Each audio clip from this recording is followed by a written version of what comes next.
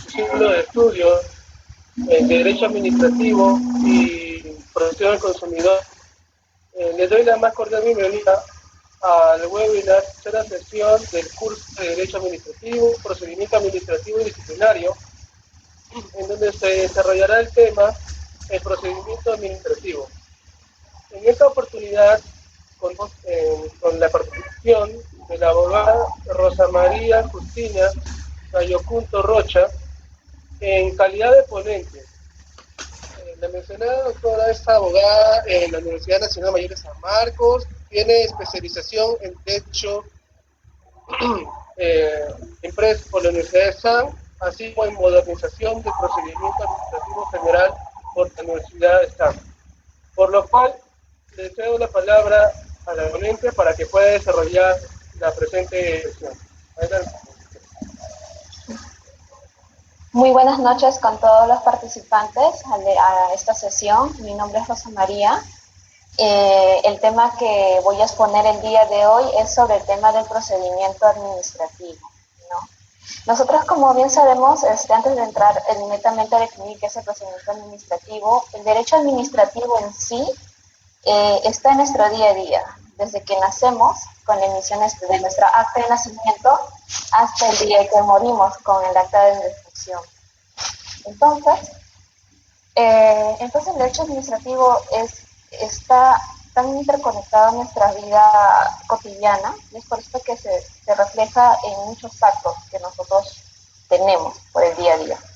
Entonces, antes de hablar sobre procedimiento administrativo, tenemos que ver los antecedentes de cómo ha sido los antecedentes de la ley de procedimiento administrativo general 2744, porque actualmente nosotros nos regimos por un tubo de la ley de procedimiento administrativo general. Entonces, pero antes hay que ver los antecedentes y ver de qué manera la ley de procedimiento administrativo general ha ido mejorando. Entonces, cuando vemos los antecedentes de la ley 2744, podemos ver que ya se rige desde el año de 1967, a partir del reglamento de procedimientos administrativos, en la cual ahí se ve la regulación del proceso contencioso administrativo. Luego, en el año 67, ya podemos hablar de ley de normas generales de procedimientos administrativos. Este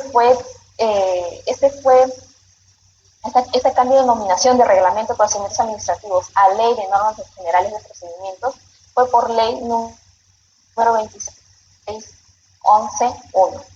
Y esto data del año 92. Entonces, y luego de que salga esta ley de normas generales de procedimientos administrativos, aparece un texto único ordenado. Entonces, hay un antecedente a lo que viene a ser un texto único ordenado. Actualmente nosotros nos regimos con un texto único ordenado, pero anteriormente, en el año 94, también se había expedido un texto único ordenado de la Ley de Normas Generales de Procedimientos Administrativos, y esto es del año de 1994. Pero hay que resaltar que el tema de la simplificación administrativa, que en estos últimos años está más en boga en todas las entidades de la administración pública, no viene del año 2016 por la promulgación del decreto legislativo 1272, sino que viene ya desde una ley anterior, la ley 25035, que fue publicado el 11 de junio de 1989, en la cual se trata de conllevar la eliminación de exigencias y formalidades costosas. Esta ley de simplificación administrativa del 89, hasta la fecha, el tema ha sido un poco... Y luego ya en el mismo año del 1989 se aprobó el reglamento. Luego ha venido un tema de un decreto legislativo que también es muy importante, que es el 757, que es la ley marco para el crecimiento de la inversión privada, en la cual adopta nuevamente el tema de la simplificación administrativa, el procedimiento de aprobación automática, el silencio administrativo positivo y negativo, ¿no? Igualmente con su reglamento en el año de 1993. Entonces podemos ver de los antecedentes que ya ha habido anteriormente un texto único ordenado de la ley de normas generales de procedimientos administrativos, y ya se hablaba de la ley de simplificación administrativa. Y bueno, la Ley de Procedimiento Administrativo General, Ley 2744, fue publicada el 11 de abril del 2001 y está vigente desde el 11 de octubre de ese año, ¿no? ¿Y cuál era la finalidad de esta ley? Tenía por establecer el régimen jurídico aplicable para que la actuación de la administración pública sirva de protección al interés general, garantizando los derechos e intereses de los administrados, con sujeción al ordenamiento constitucional y jurídico en general. Entonces, luego de esta promulgación del 2001 hasta el 2016, no se habían modificado los artículos de dicha ley.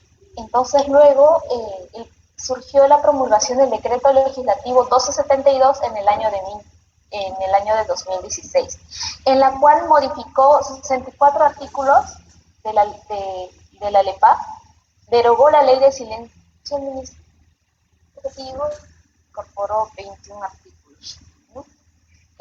Eso fue en el 2016. Ya en el 2017 se promulgó por un decreto supremo 006-2017 el texto único ordenado de la Ley de Procedimiento Administrativo General, en la cual al ser un texto único es una compilación de normas administrativas.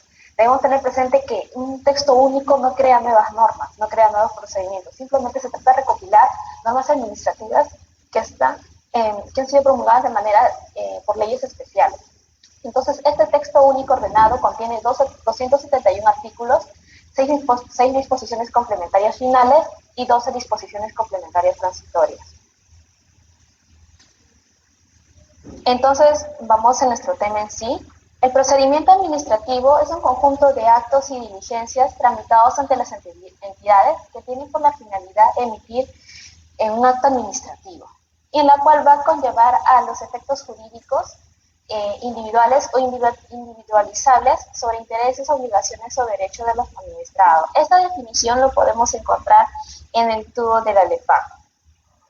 Entonces, los procedimientos administrativos, como ya lo mencioné, no se crea por el texto único ordenado de procedimientos administrativos, quiere decir TUPA.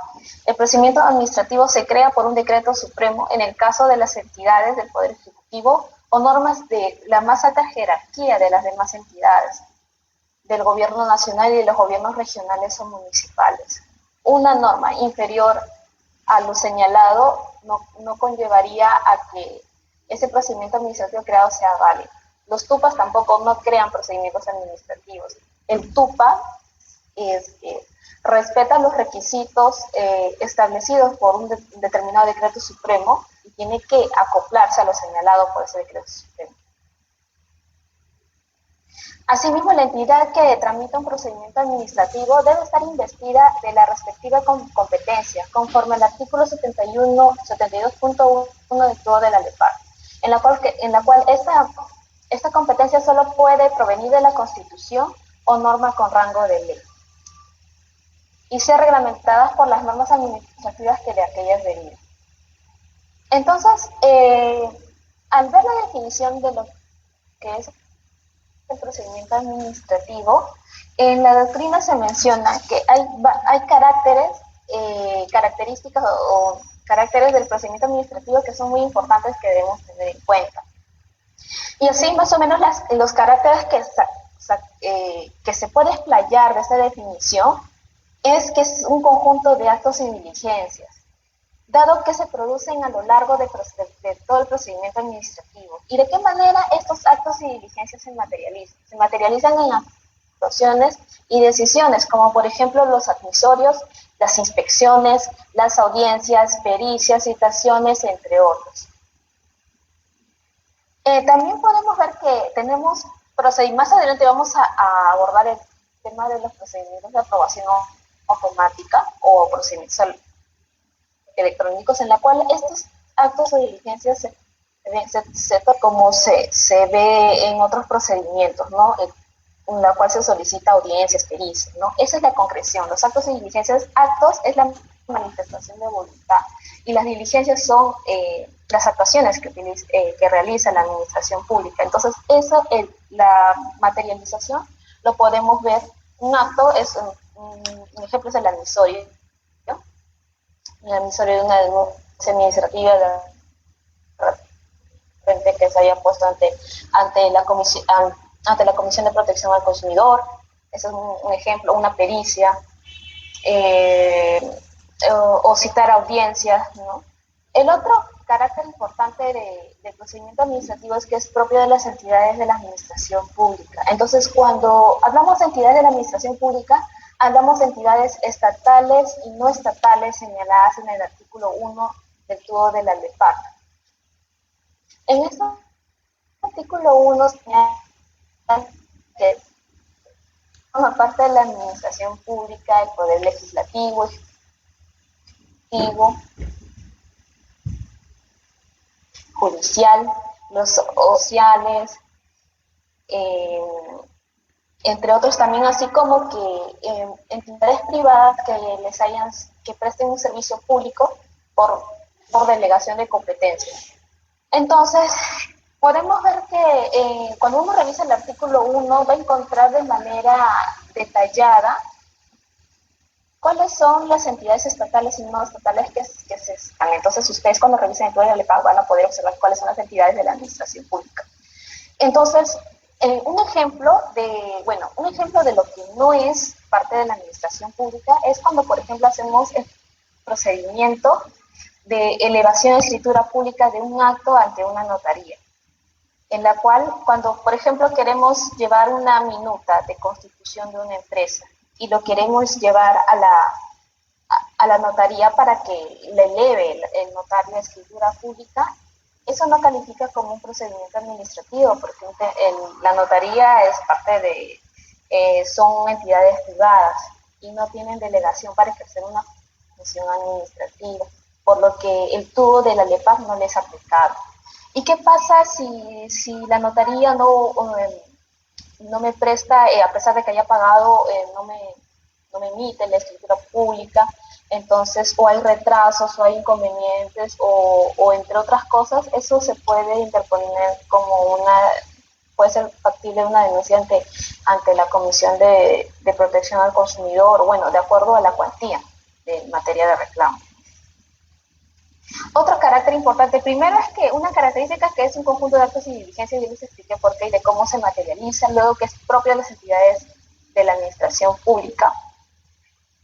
Luego eso resulta del ejercicio de la función administrativa. ¿Por qué acá quiero precisar el tema de la función administrativa? Nosotros sabemos que el derecho administrativo surgió se dice que el nacimiento del derecho administrativo ya nace desde la Revolución Francesa, ¿no? Con Luis XIV, que decía que el Estado soy yo.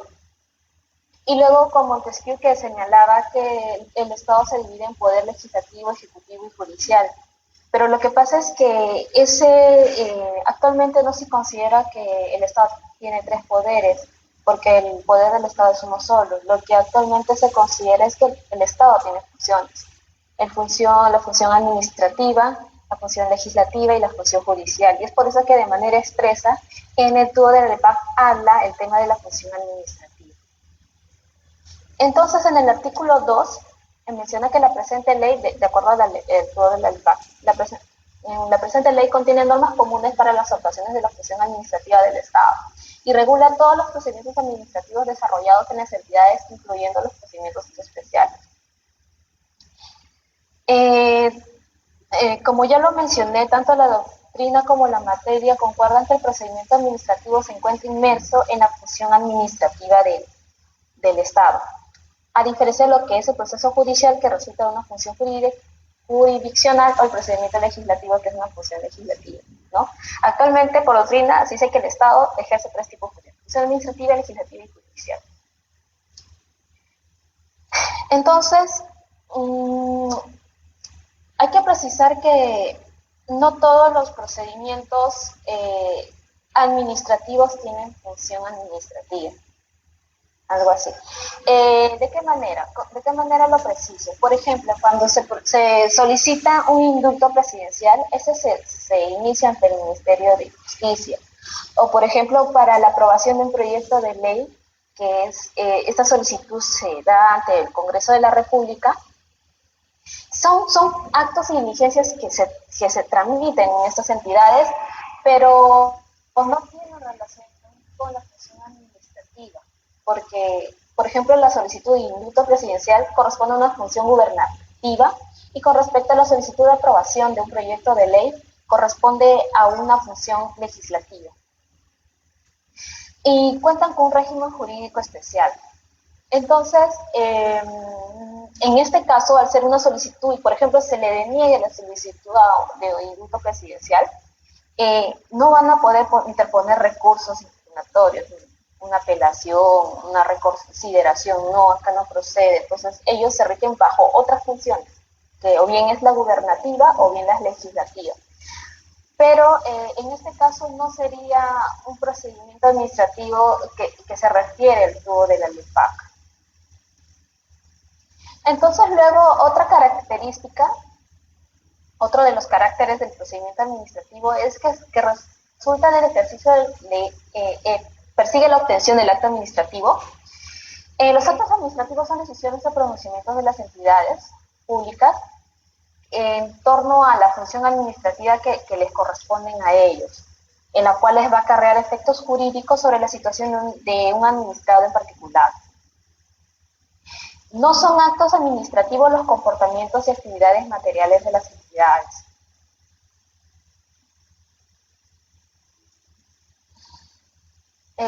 Acá a modo de ejemplo,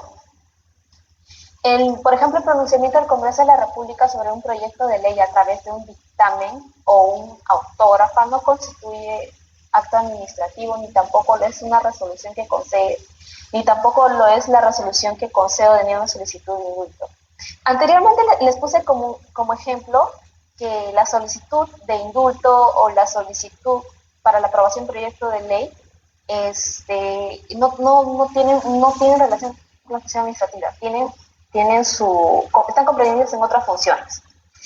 Y en caso, si en caso el Congreso, ante esta solicitud, el Congreso de la República se pronuncia con respecto a un proyecto de ley mediante un dictamen, no constituye un acto administrativo, por lo cual no va a caber, como ya lo mencioné anteriormente, impugnación vía los recursos administrativos, ni tampoco se le va a aplicar el silencio administrativo a otras disposiciones del tubo de la LEPAC. Cabe precisar que incluso los casos que estando presente la función administrativa y el procedimiento no culmina en un acto administrativo, no se está un procedimiento administrativo. Por ejemplo, hay casos en los cuales sí ejercemos función administrativa. Los anteriores ejemplos les mencioné que no tenían función administrativa porque estaban abocados a otras funciones, tanto gubernativas como jurisdiccionales, pero hay casos en los cuales va a haber procedimientos administrativos que sí van a tener función administrativa, pero que no van a emitir un acto administrativo. Como por ejemplo, cuando nosotros solicitamos copia certificada de un expediente administrativo, esto es parte de la función administrativa, es parte de la entidad que emita copias certificadas. Creo que la mayoría de las entidades, cuando solicitamos copias certificadas de un procedimiento determinado, se lo dan porque es parte de su función. Entonces, pero eso no significa que es la emisión el hecho de que te expidan la copia certificada no quiere decir que es el acto administrativo. Eso no es. Sí hay una función administrativa, pero no culmina con un acto administrativo. Y por lo que es un servicio que presta en exclusividad a una determinada entidad, ¿no? Entonces ahí no se ve, entonces no estaría tampoco caracterizado como un procedimiento administrativo. También se menciona otra característica, es que está sujeto a revisión judicial.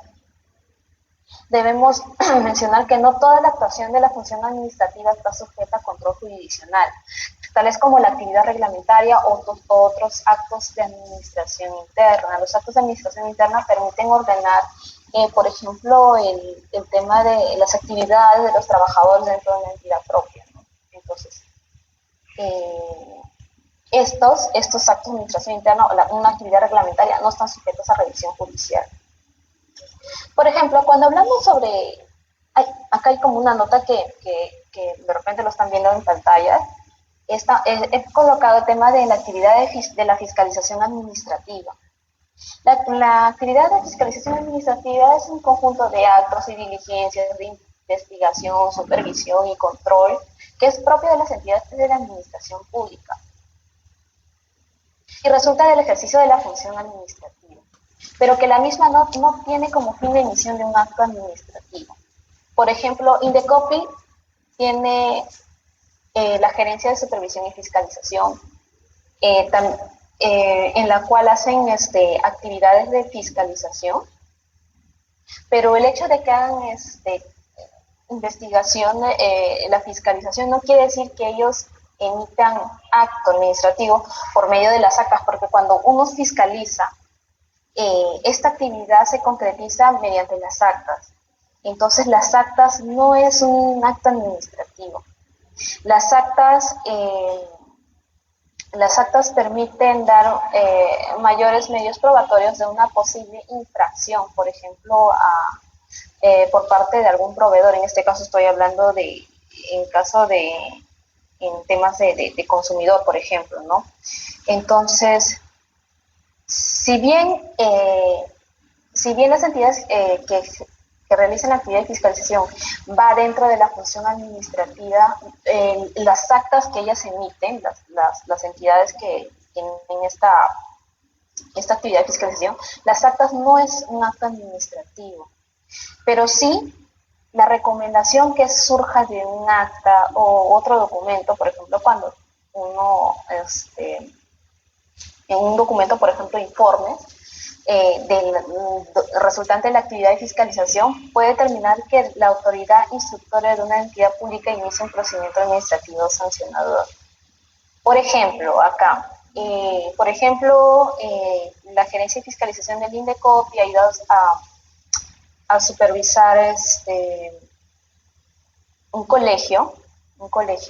El momento de las actividades de fiscalización, este colegio no ha tenido el documento de creación expedida por la UGEL o por la gerencia regional, en la cual al no tener ese documento que es tan importante, sería materia de recomendación a la Comisión de Protección al Consumidor para que se le pueda aperturar un procedimiento administrativo sancionador. Entonces, el acta va con, el del acta, porque en el acta se deja constancia de todas las posibles, se deja constancia de todos los documentos que se ha recopilado, todos los medios probatorios. Entonces, al momento el acta va a servir mucho para que por medio luego de un informe se pueda recomendar un procedimiento administrativo sancionador a la Comisión de Protección al Consumidor, en la cual ahí sí, cuando la autoridad administrativa instructora desea iniciar un procedimiento administrativo sancionador, entonces eso ya calificaría como un procedimiento administrativo por excelencia. Ejemplos de procedimiento administrativo es la emisión de las licencias municipales de funcionamiento, el otorgamiento de un permiso de pesca para embarcación atunera o el registro de una persona jurídica. Debemos precisar que no siempre el objetivo del procedimiento administrativo es la expedición de un acto administrativo. Dado que, por ejemplo, ya cuando se haya iniciado un procedimiento administrativo, va a haber situaciones sobrevinientes, como por ejemplo el desistimiento de algunas de las partes, el abandono o el silencio administrativo, entre otros, ¿no? Entonces, en doctrina se menciona que el procedimiento administrativo cumple 3 funciones importantes, que es ordenadora, garantista y dialéctica. Ordenadora, ¿por qué? Porque el procedimiento administrativo es una secuencia de actos que se tiene que cumplir y que garantiza que la administración pública actúe de forma previsible. Entonces, esto conlleva por ejemplo, cuando usted se interpone en una denuncia ante la Comisión de Protección al Consumidor, esta denuncia, para ser tramitada, tiene que respetar un plazo establecido, luego se tiene que conllevar a una resolución de admisorio, luego en la resolución que admite a trámite la denuncia, se tiene que hacer se tiene que hacer los descargos correspondientes, etc. Entonces hay una secuencia de actos que se tiene que cumplir y va a hacer que la administración pública actúe de forma previsible. Garantista es porque el procedimiento administrativo le da previsibilidad al administrado de cómo se va a actuar. En caso haya defectos en la secuencia de los actos, conllevaría una invalidez del acto administrativo. ¿Y por qué se dice que es dialéctica? Porque el procedimiento administrativo es un espacio donde la administración y el ciudadano se nutren, a fin de que el procedimiento pueda resolverse adecuadamente. Es decir, se permite la participación activa del ciudadano en las decisiones de la administración pública. ¿Y de qué manera se conlleva al ciudadano que participe en un procedimiento administrativo? Por ejemplo, cuando la entidad programa unas audiencias, es una audiencia de conciliación, cuando la entidad le solicita al ciudadano subsanar documentos o le pide aclaraciones, entre otros.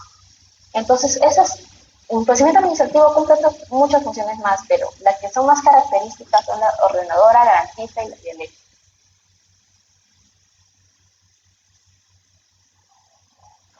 Bueno, entonces ahora vamos a entrar de manera rápida sobre el tema del procedimiento administrativo electrónico. El procedimiento administrativo electrónico se encuentra regulado entró en vigencia en el decreto legislativo 1452. Ya podemos ver de manera detallada en este decreto legislativo 1452 que aparte de señalar expresamente o regular el tema del procedimiento administrativo electrónico, también modificó 12 artículos y incorporó 2 artículos más, pero este decreto legislativo 1452 fue promulgado el 16 tiene fecha 16 de septiembre del 2018. Entonces, cuando uno revisa este decreto legislativo, menciona que este proceso administrativo electrónico debe respetar los principios, derechos y garantías del debido procedimiento. Es decir, el administrado siempre debe poder acceder al expediente de los documentos, ¿no? Y las actuaciones y diligencias dadas en el marco de este tipo de procedimiento tienen que tener la misma validez que un procedimiento ordinario. Entonces, el procedimiento administrativo electrónico puede ser total o parcialmente a través de medios electrónicos. Entonces, los escritos que se ingresen al expediente administrativo electrónico, tienen que estar correlativos, porque debemos recordar que el expediente electrónico tiene que tener un código o un número que permita su identificación, y tiene que estar firmado de manera digital por el personal responsable que esté llevando este expediente electrónico. Es decir, todos los documentos que ingresen a través de este expediente electrónico tienen que tener una correlación y para que se genere así un índice electrónico. Entonces mencionamos que el hecho de que se tramite, usted tramite un procedimiento administrativo electrónico, por este decreto legislativo, se menciona que debe respetar los principios y derechos y garantías del debido procedimiento. Entonces, tiene las mismas características, los mismos derechos, los mismos principios aplicables de acuerdo a un procedimiento ordinario. Entonces, cuando ya hablamos o revisamos en lo que es el texto único de la LEPAC, el TUO de la LEPAC, vemos que regula ciertos procedimientos administrativos de aprobación automática, de evaluación previa por la entidad y procedimientos especiales. Dentro de los procedimientos especiales encontramos a los procedimientos trilaterales y sancionadores. Acá menciono que también, sin perjuicio de lo anterior, cuando la autoridad administrativa tramita un procedimiento o emite un acto administrativo que pueda afectar la situación jurídica de un administrado, es necesario que tenga presente el contenido del debido procedimiento establecido en el artículo 4 del título preliminar y el evocado a la jurisprudencia del Tribunal Constitucional. Entonces, ¿qué menciona el Tribunal Constitucional?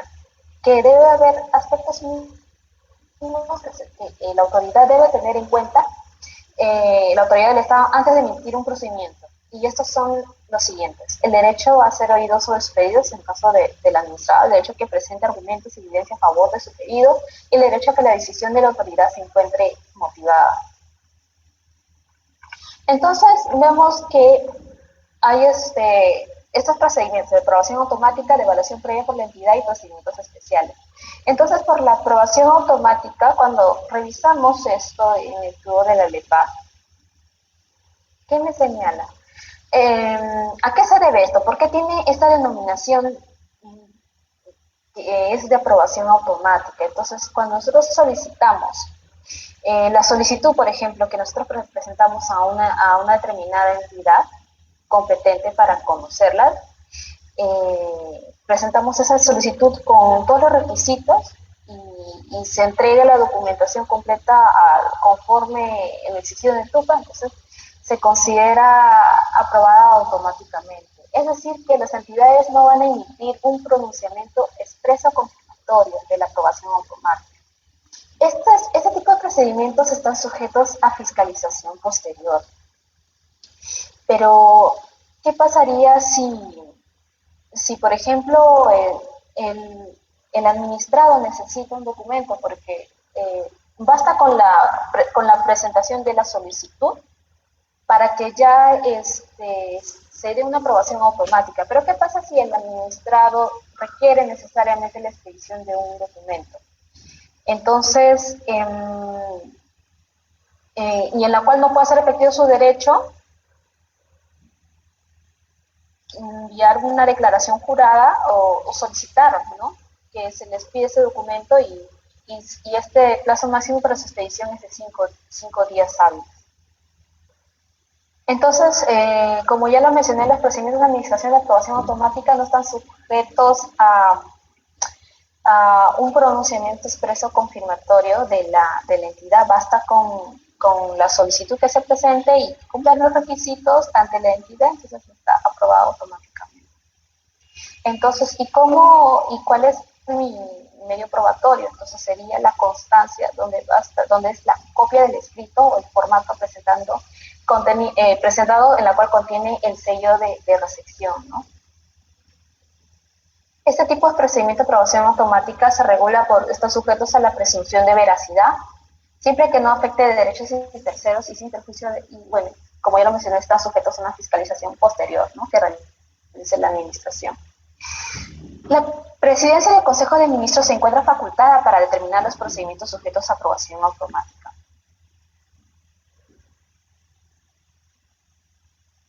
Un ejemplo es cuando nosotros solicitamos nuestro documento nacional de identidad, ¿no?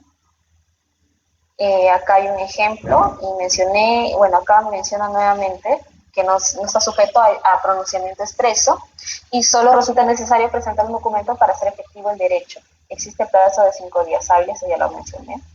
Luego, otro tipo de procedimiento regulado en el TUO de la LEPAC es el tema previo.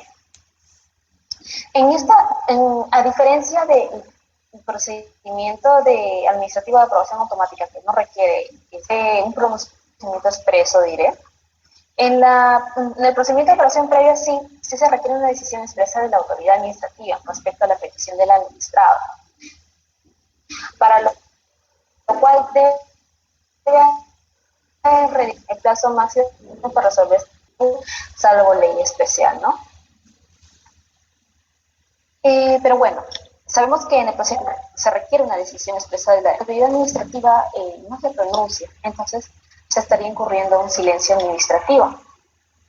En el TUO de la LEPAC lo podemos ver que puede ser positivo o negativo. Un ejemplo de procedimiento de evaluación previa sería un tema de la licencia de conducir, pero bueno, ¿qué pasa cuando la entidad emite un pronunciamiento expreso, ¿no?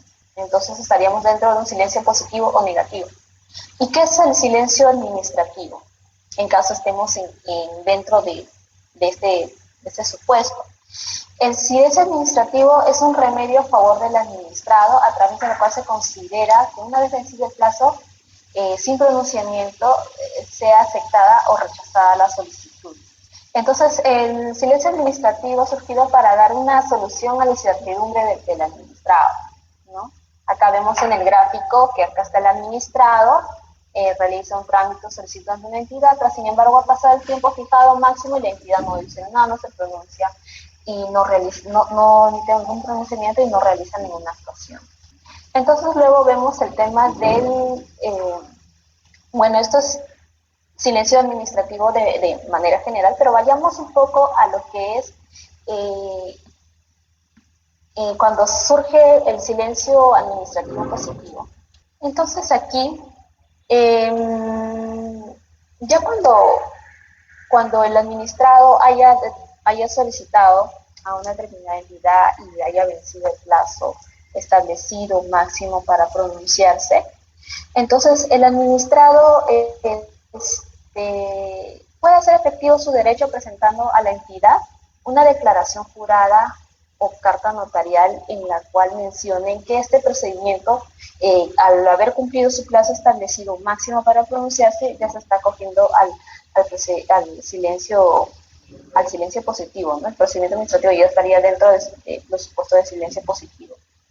Entonces, ese cargo que va a presentar ante la entidad, porque a veces los administrados quieren tener un medio probatorio para hacer valer este tipo de procedimientos.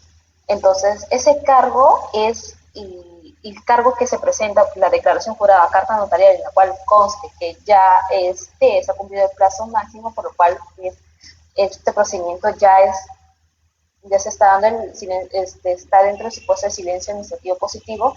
Entonces, ese cargo es oponible ante cualquier entidad y terceros, teniendo validez incluso hasta en procedimientos. Entonces aquí, ya luego de haber presentado la declaración jurada, ya no es necesario que la entidad se pronuncie para generar los derechos solicitados. Pero sí, en este tipo de procedimientos, así como hablamos del procedimiento de aprobación automática que también está sujetos a fiscalización posteriormente, también este tipo de procedimientos también están sujetos a fiscalización y genera responsabilidad en los funcionarios. Luego entramos al tema de procedimiento de evaluación previa sujeto al silencio negativo.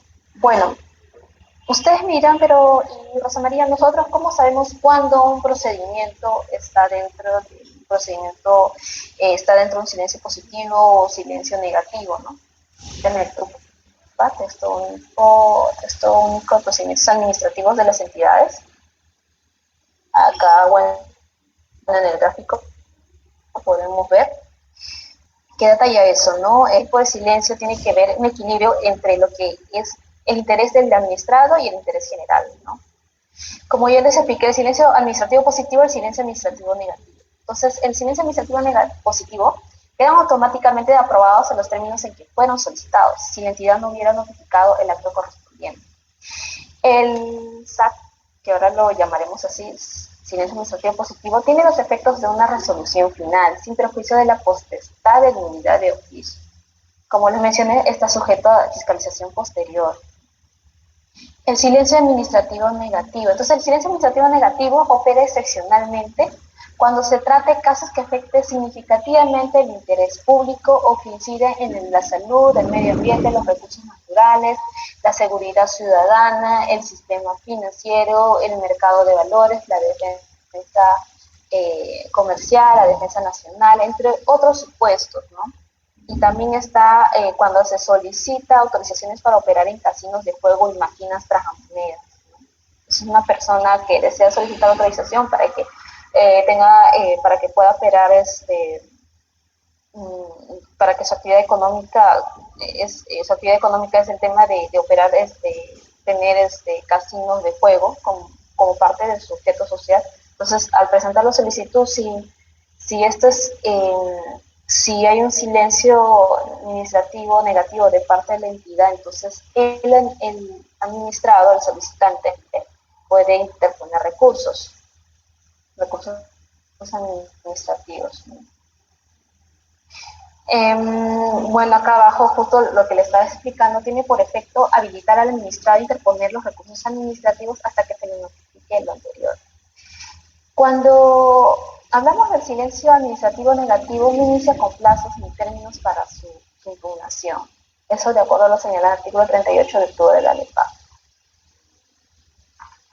Entonces, el silencio administrativo negativo se opera excepcionalmente. Entonces, ¿cuándo uno puede estar dentro de un silencio administrativo positivo y cuándo puede uno estar dentro del silencio administrativo negativo? Entonces, esto lo establece el TUPA. El TUPA.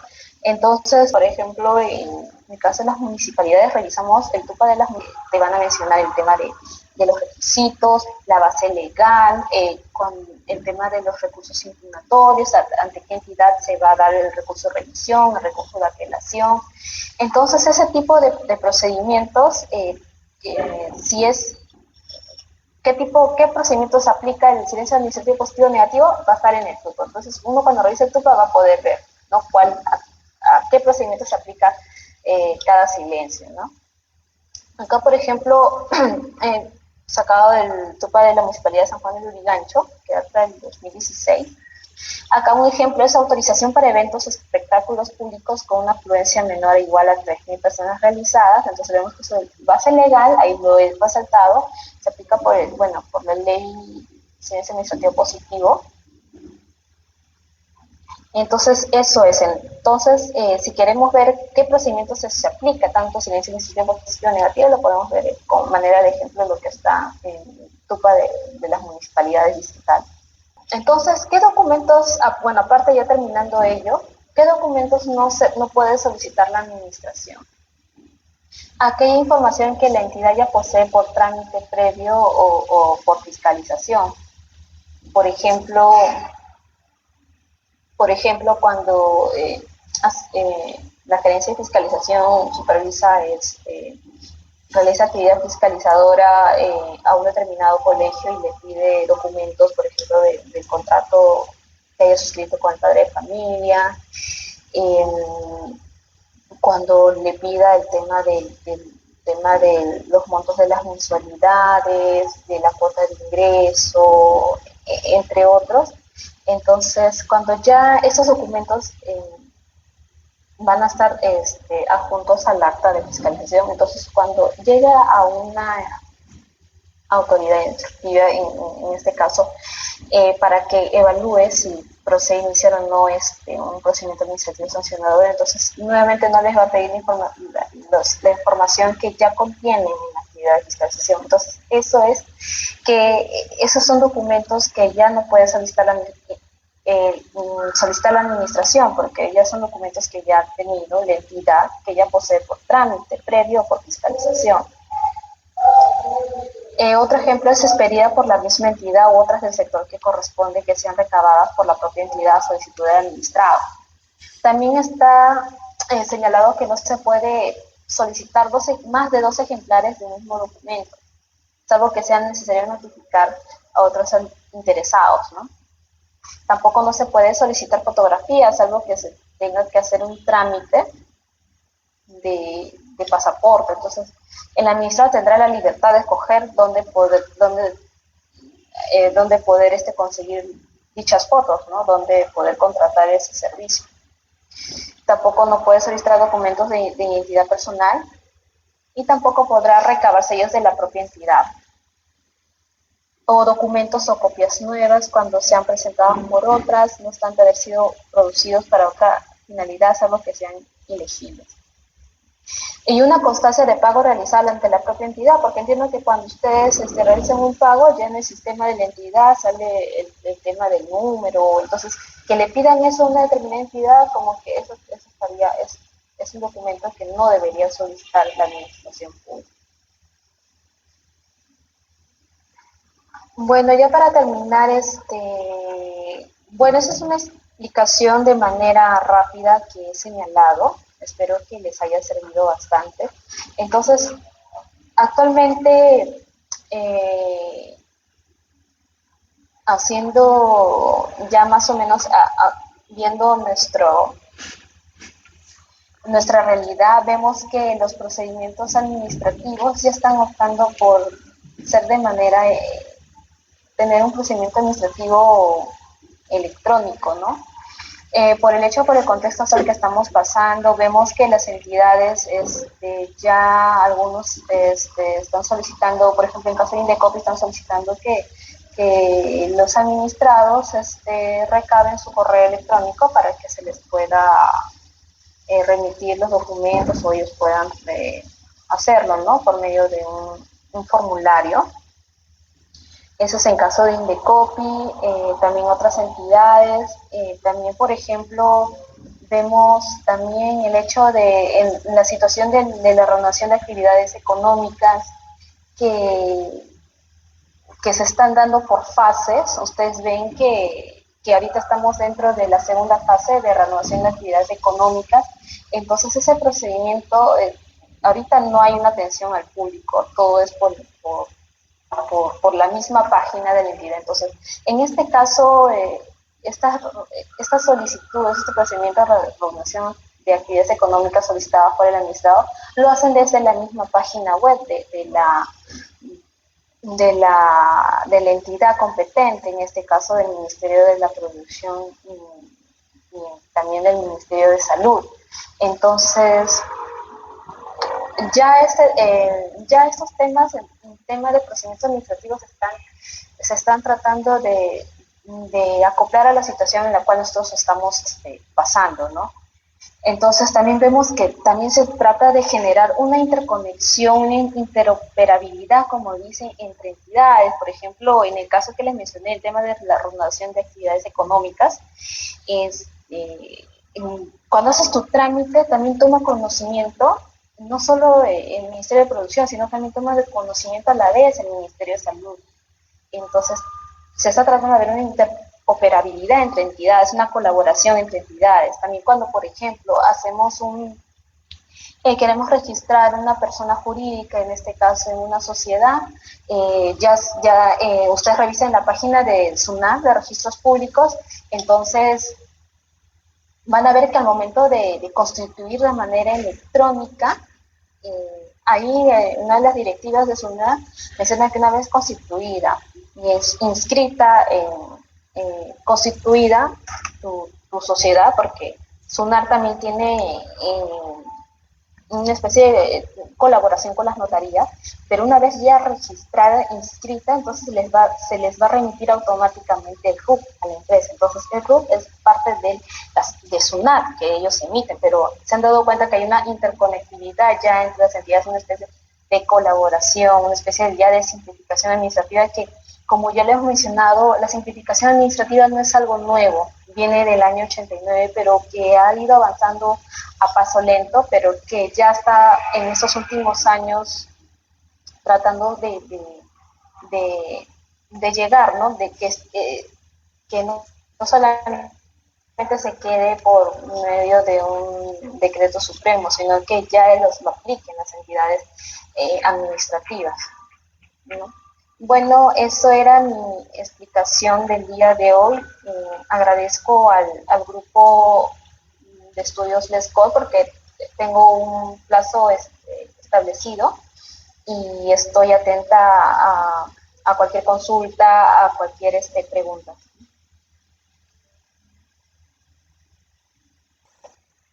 Sí, doctora, buenas noches. Agradeciendo su ponencia, le voy a hacer una pregunta al respecto. No sé si ya estamos con el audio, estimado coordinador. Gracias.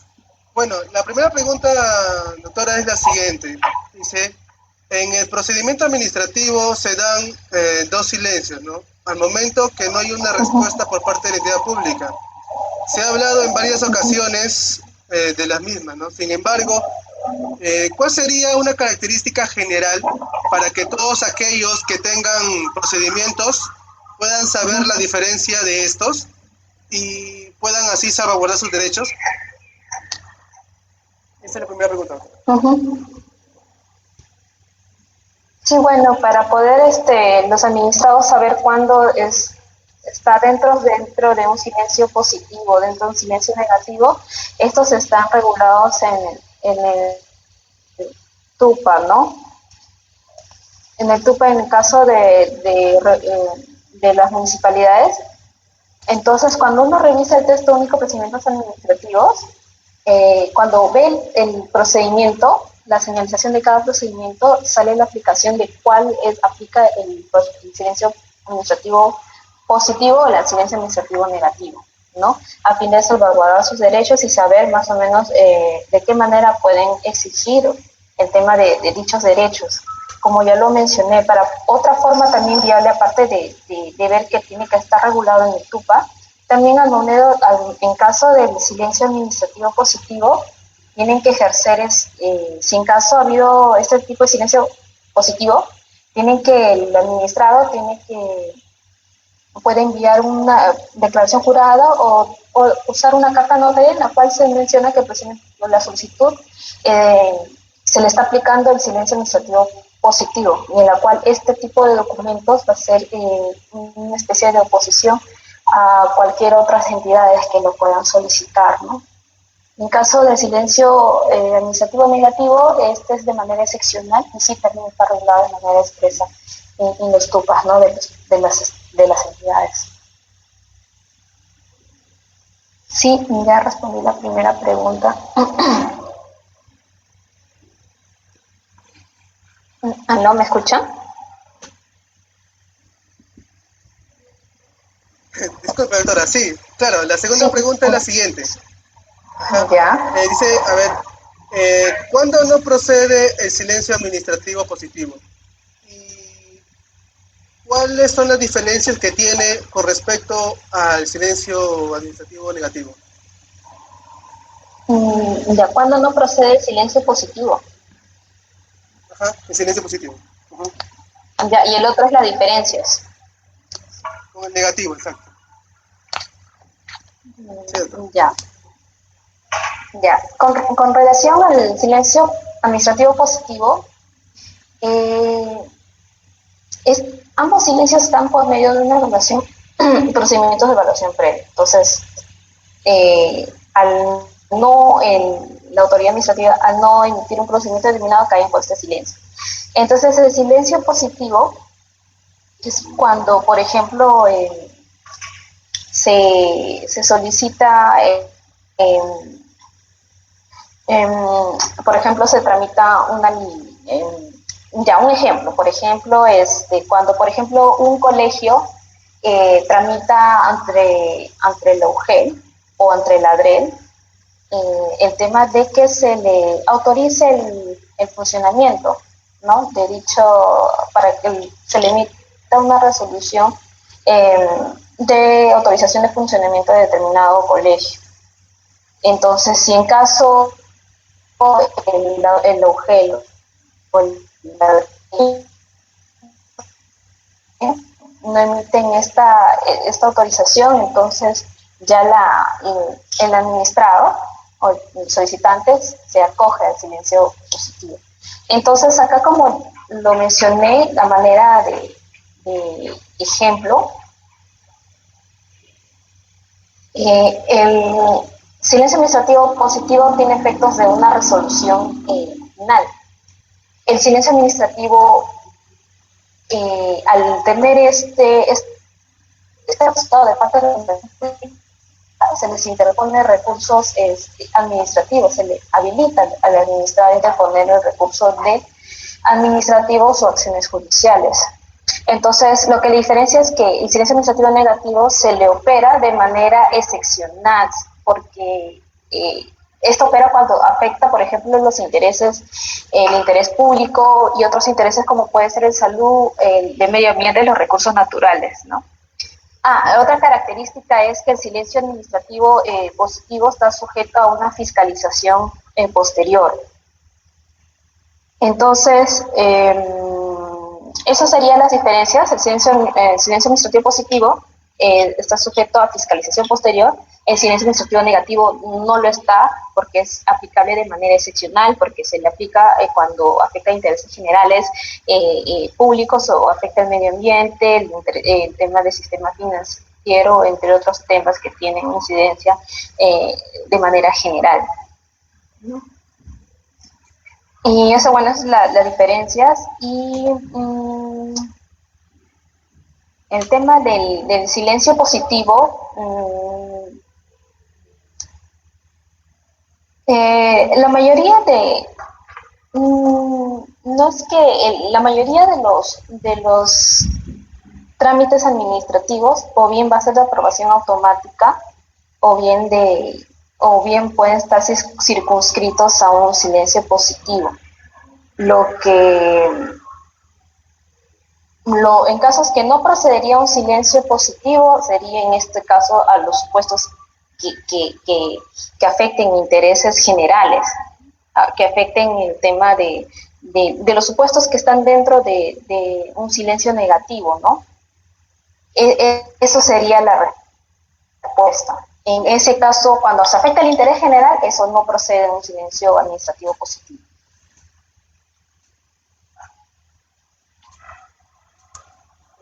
Entendido, doctora. Gracias por responder la segunda pregunta.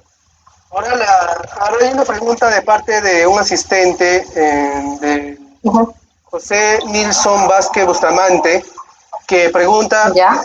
¿qué deficiencias podemos encontrar en el procedimiento administrativo en cuanto a las leyes y a la práctica? Ya.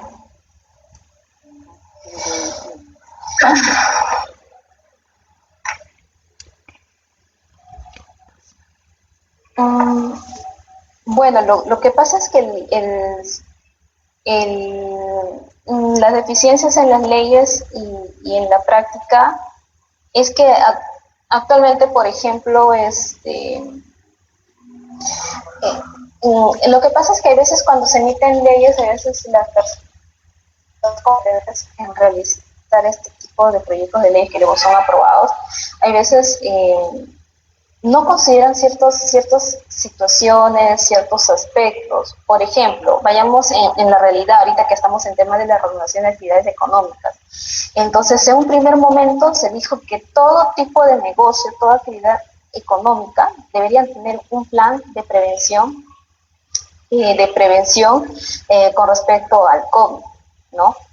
Entonces, todos están incluidos, todos tipos de actividades económicas, estaba incluido tanto personas jurídicas como personas naturales con negocio.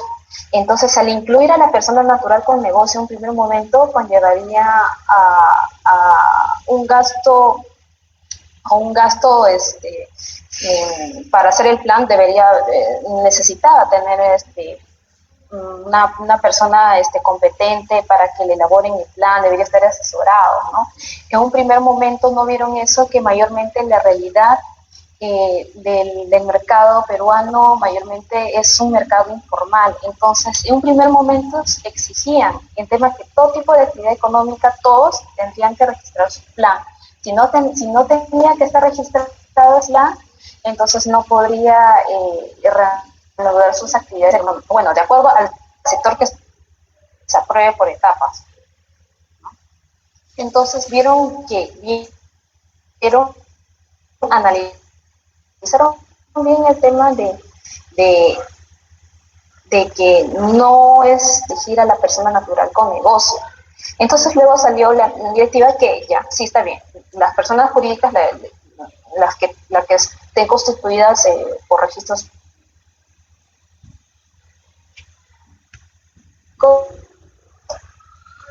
sí, pero la persona natural con negocio ya le da una obligación de poder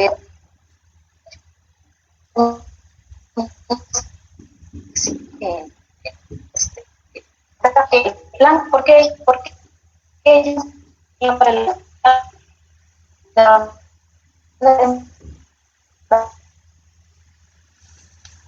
negocio, la mayoría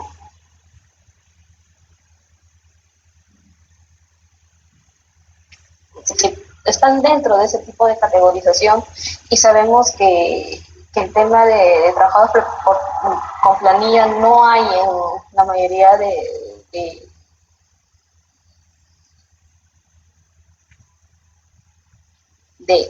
ese tipo de personas con negocio. Ese procedimiento porque vieron la realidad. Entonces a veces se emiten leyes y en la práctica se ve que esto puede incurrir a más, ¿no? Eso es esa manera de ejemplo que yo le puedo señalar, pues, ¿no? Porque hay deficiencias sobre ello, ¿no?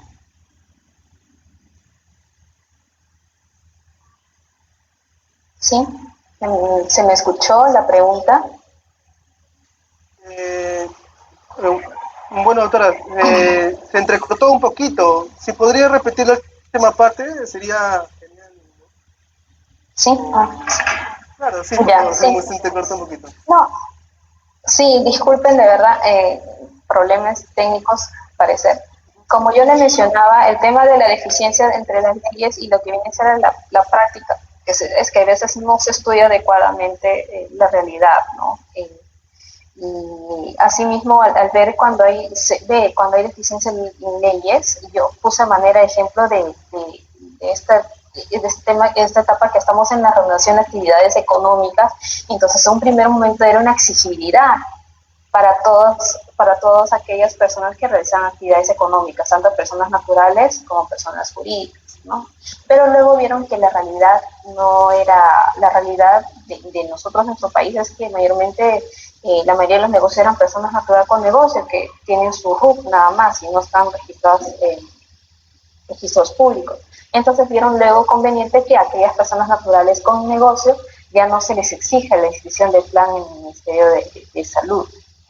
Y es por eso que hay veces por el tema de la competencia, las personas encargadas de elaborar este tipo de decretos supremos a veces no observan la realidad en sí, es por eso que hay deficiencias en la práctica, ¿no? Y bueno, y luego esas deficiencias luego son enmendados por otros tipos de decretos supremos, ¿no? ¿Sí se me escuchó o vuelvo a responder la pregunta? No, ahora sí ya se le oyó bien, doctora. Gracias. Sí, ningún problema. Bueno, ya, entonces, como ya no hay ninguna pregunta, doctora, de nuevo, ¿no? En nombre del Círculo de Estudios de Derecho Administrativo y Protección al Consumidor del Grupo Académico LESCOR, le doy las gracias, ¿no? Por haber desarrollado nuestra tercera sesión y esperamos contar con usted en una próxima, ¿no? actividad, ¿no? Una próxima sesión. Si desea dar unas últimas palabras, le cedo la palabra. Sí, agradecer al grupo de estudios por esta oportunidad de poder compartir ideas y ver, pues, ¿no? Que el procedimiento administrativo en la actualidad está cambiando, ya se está abocando a un procedimiento administrativo electrónico, varias entidades del Estado están adaptándose a ello, a nuestra nueva realidad, y también se están adaptando un tema de simplificación administrativa que, como ya les expliqué, no es un tema nuevo, es un tema que ha venido desde el año 89, pero que ha estado avanzado a pasos lentos, pero que ya estos últimos años entiendo que se va a estar más en práctica por parte de la administración pública, ¿no? Agradecer nuevamente al Grupo de Estudios LESCOR por la invitación. Muchas gracias.